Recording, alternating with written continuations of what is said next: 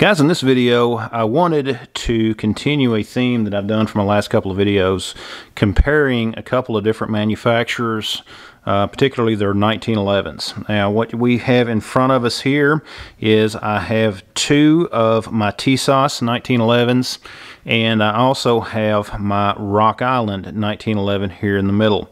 And basically what I wanted to do is just kind of give you guys a little bit of a better understanding of some of the similarities and differences between the manufacturers.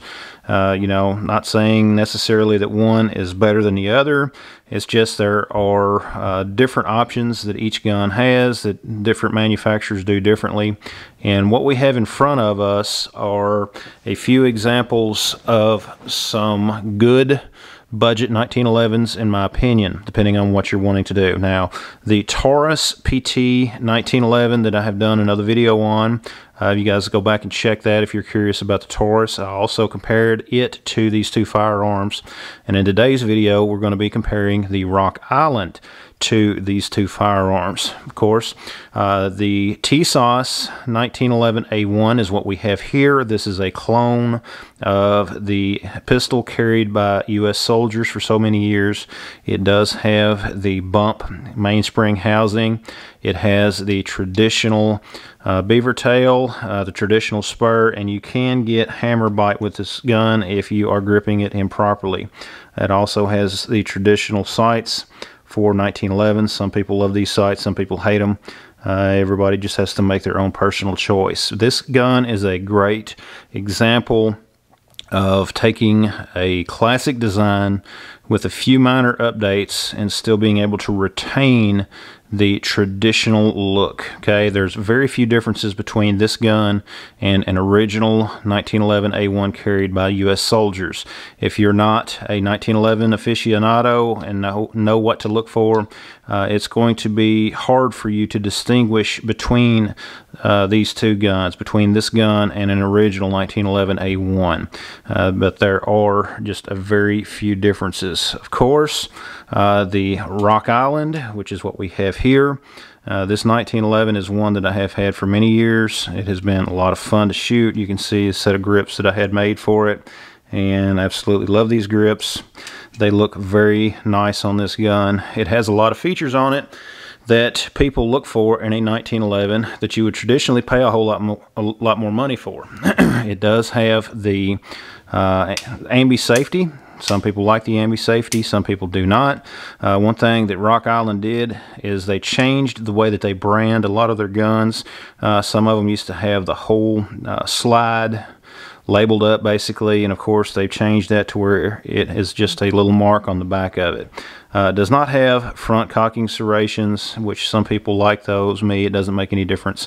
It does have just basically a basic sight. You know, nothing fancy about this sight. It has a dot on the front of it, which is kind of faded, and it's blacked out on the rear. They are dovetailed in, as you can see. And the gun, it has an adjustable trigger. You know, right here you can adjust some of that pre-travel and things like that. Skeletonized. Comes with the traditional beaver tail. Does have a memory bump. Now this gun is a Series 70. All of these guns, in fact, are Series 70 designs. If you know exactly what I'm talking about with Series 70, put it in the comments below, guys. Some people prefer one over the other, whether it's Series 70 or Series 80. Let me know which you prefer down in the comments, okay? This gun here, you can see one of the things that I always like to show is the tightness of the frame to slide fit, as far as how it is blended. And there again, guys, these are you know, mass-produced guns. They are not custom guns. And this gun here, it does have just a little bit of a wiggle in the slide to frame fit. I don't know if you can hear that. You know, there is just a little bit of wiggle there. However, the blending on the back, if we were to look here, you can see the blending between the slide and the frame. Compared to like the Tisas, we can see that as well. You know, both of these are blended very nicely, and of course that goes for both examples of the Tisas. You can see there as well. You know, it's a very smooth between the frame and slide fit. The Taurus did have just a little bit of unevenness there. Go back and check that video out and you'll see what I'm talking about, where the slide and frame did not fit, you know, flush together right here.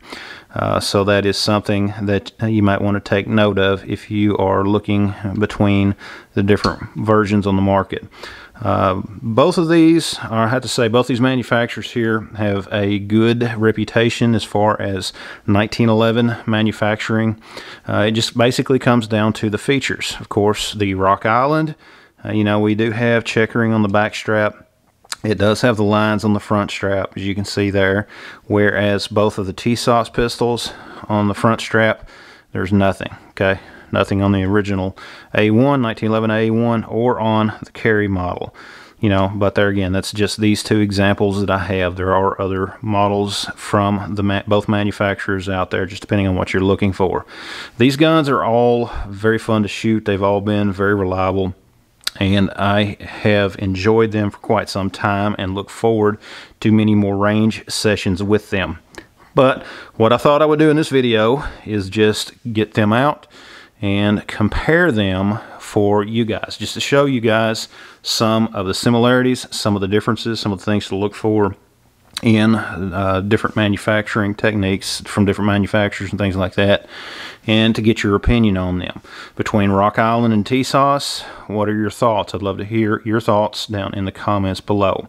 Me, I enjoy both. That's why I own both, as you can see here. But guys, thanks for watching. Check out the rest of the videos on my channel. Check out all of the links down in the description. That way you guys can help support the channel. I will put links to some of the custom grips that I have on my pistols down below, where you can go and pick some up if you're interested. But guys, thanks for watching. Check out the rest of the videos on my channel. Let me hear from you. Subscribe, share the video, and we'll see you next time.